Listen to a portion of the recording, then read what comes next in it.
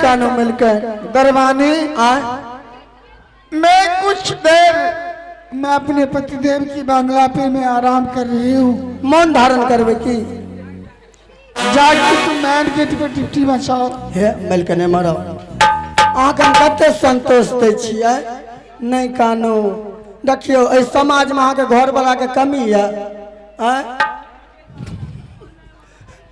समाज चाहिए समाज में आगे घर वाला के कमी नहीं रहा हमरा एना पे माँ बाप मर गए ना बुझलिए हमारे माँ जब मर गए तो हम बड़ जोर जोर से कानत रहिए क्या हमारे जब माँ मर लेते अच्छा 5 गो बुढ़िया आबि के कहल के नहीं कान बाबू माँ का बदला हम माँ छियो।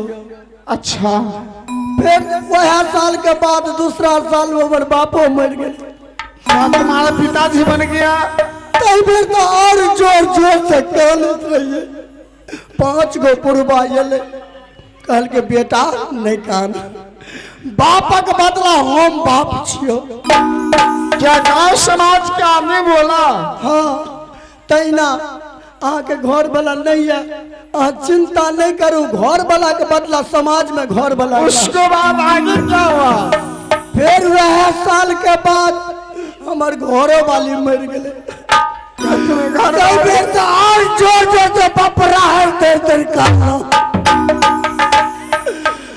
कहलिए आशा खोजिए कोई ये कहल जब वो अब घर वाली के बदला घर वाले छियो कोई नहीं है कहला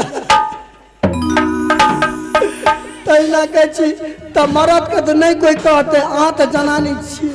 अरे बाबू सुन ले आओ बचना